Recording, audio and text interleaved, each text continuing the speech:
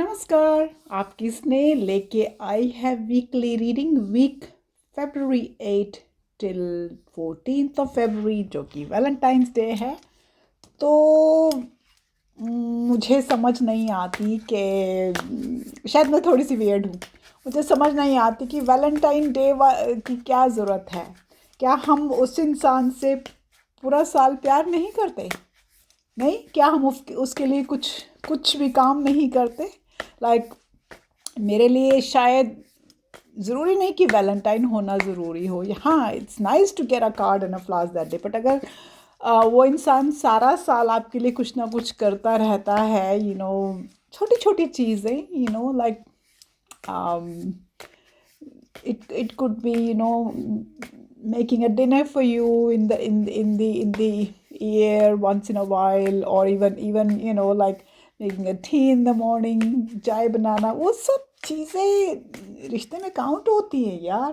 Valentine's day वाले दिन ही ये सब anyway it doesn't it's maybe I'm not that way romantic. तो मुझे वैलेंटाइंस का वो फंडा समझ में नहीं आता। मैं कहती हूँ क्या वो उसी दिन ज़रूरी है ये सब। खैर, I could be wrong. Anyway, I put a Valentine couple in there. So जो वैलेंटाइन इंजॉय करते हैं, इंजॉय करो ना यार, वैलेंटाइन इंजॉय करो। Yes, I I get card from my son. He always use जब यहाँ होता था तो वैलेंटाइन पे he use to buy me flowers. तब तक ही मिलेंगे जब तक उसकी गर्लफ्रेंड सीन पे या उसका उसका पार्टनर सीन पे नहीं आ जाता। Let's see. मेरी एक्सपेक्टेशन किसी से नहीं रह गई अब ज़िंदगी में। मैं अपने आप से और अपने कान्हा जी के साथ बड़ी खुश हूँ।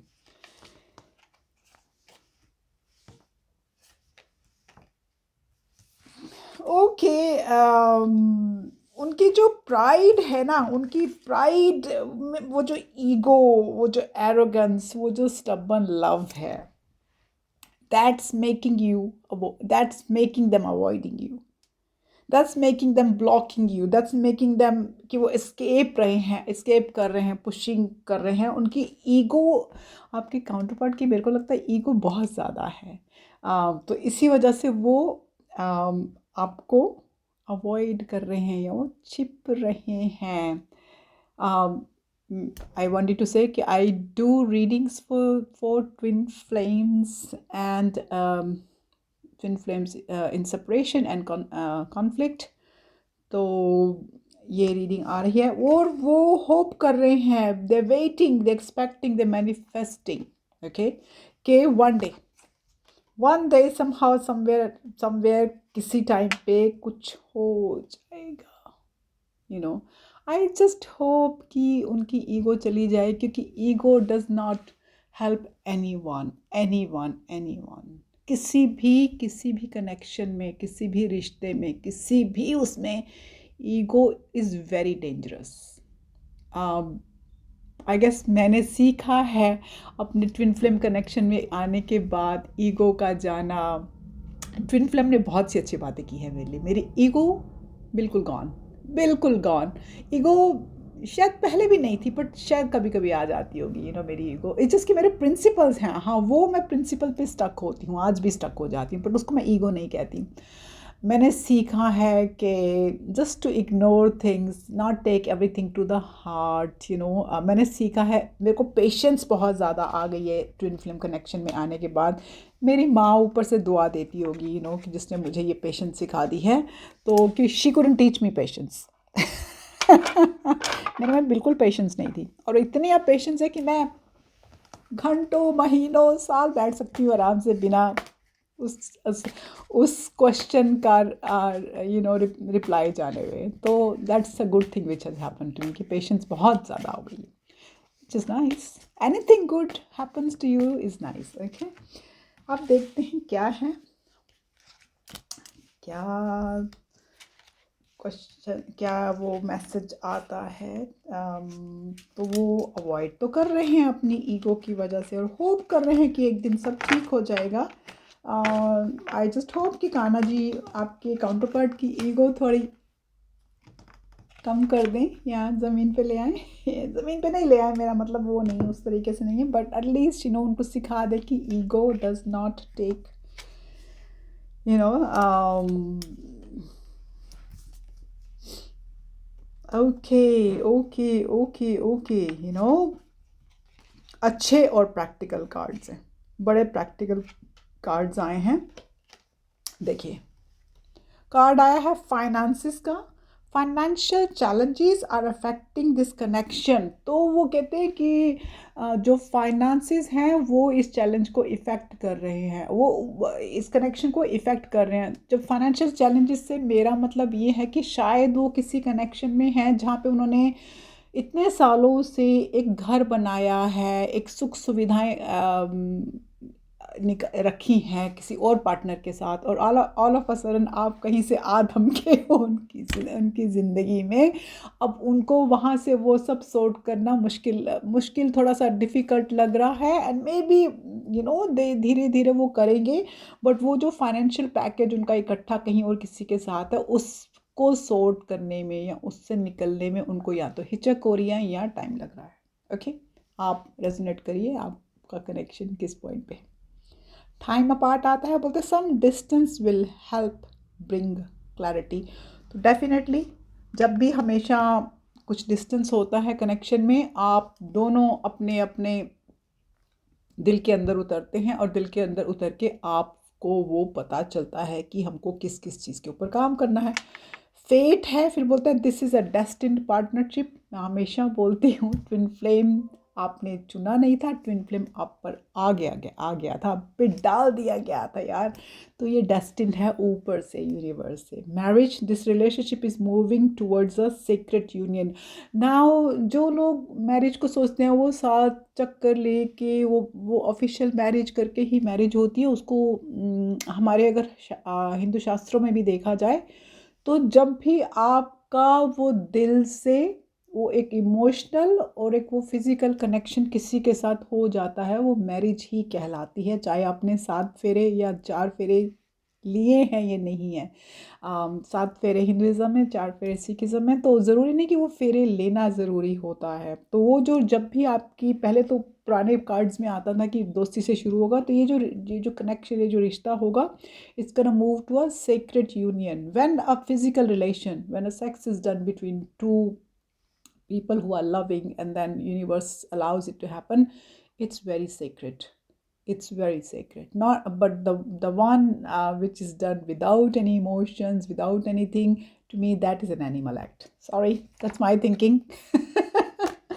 Okay, so hidden truth of the oracle में क्या आता है, let's देख लेते हैं। एंड आज मैं 4 कार्ड उठा रही हूँ। क्यों उठा रही हूँ पता नहीं यार, 4 कार्ड का दिल कर रहा तो उठाती जा रही हूँ 4। नॉर्मली मैं 3 उठाती हूँ, बट दैट्स ओके।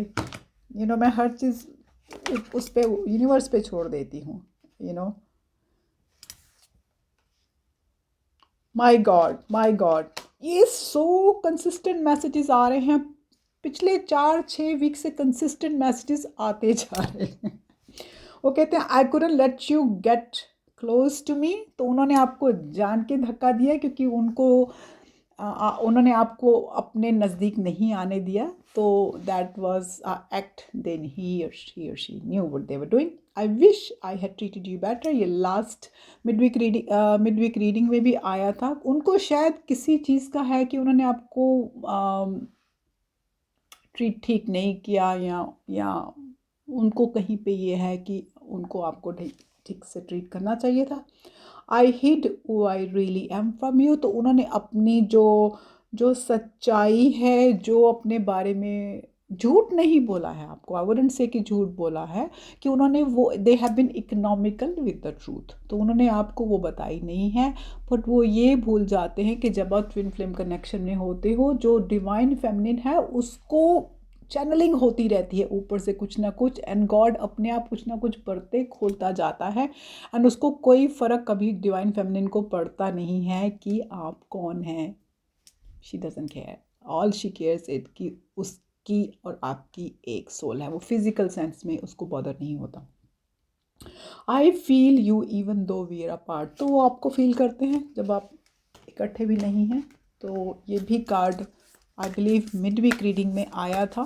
तो देखते आप सेपरेशन में हैं। लेट्स सी कि आपका ट्विन आपके बारे में क्या सोच रहा है। बताएगा तो नहीं मुंह से, क्योंकि they very very very very very economical with their throat chakra. Throat chakra को यूज़ नहीं करते हैं। It's okay. So let's see क्या आता है। 4 है तो 4 ही उठा लेते हैं इस बार भी, देखते हैं क्या आ रहा है मैसेजेस में and we go from there. मैं मिड वीक में ये वाले ट्विन फ्लेम मैसेजेस वॉल्यूम 2 नहीं उठाती हूँ क्योंकि रीडिंग लंबी हो जाती।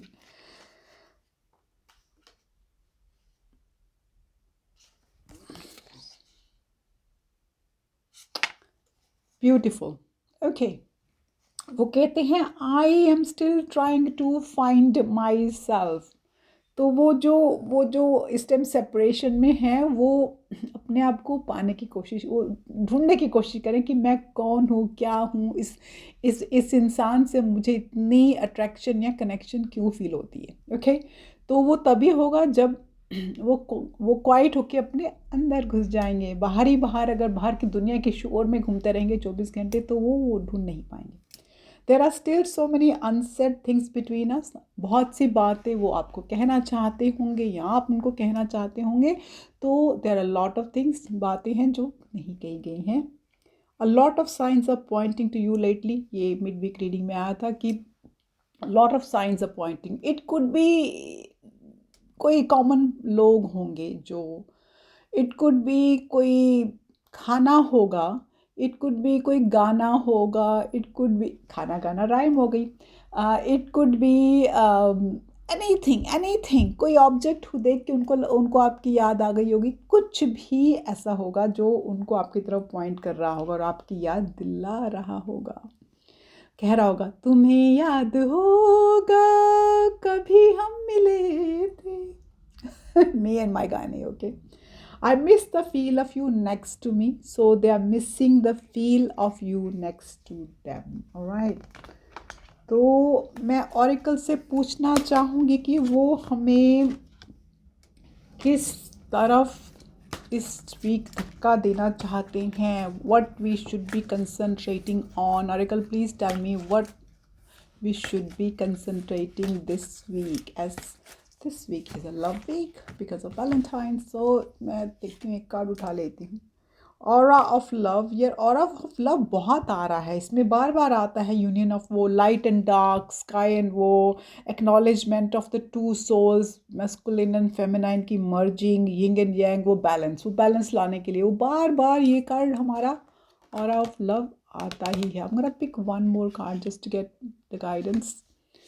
देखो, वो कहते हैं कि हमको बैलेंस तो करना ही है अपने आप को। So we have to balance our feminine and masculine energies inside of ours as well, कि हर किसी में feminine and masculine energy होती है। Okay. Now आया है soulmate का कार्ड आया है। Okay, so they said love, partnership, magnetic attraction between two people, union. You discover a deeper sense of self through a relationship with another.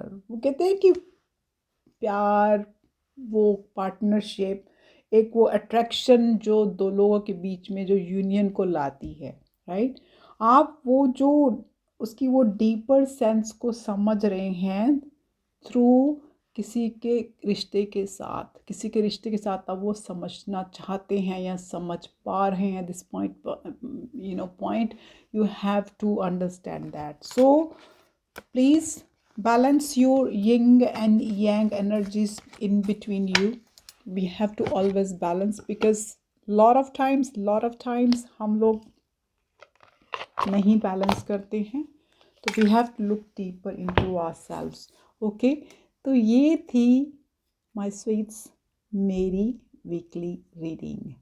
And enjoy your Valentine. जो लोग Valentine मना रहे हैं, happy Valentine, and hope you get your flowers and chocolates and wines or whatever you want to expect. Okay, and I wish you a very good week. Namaste.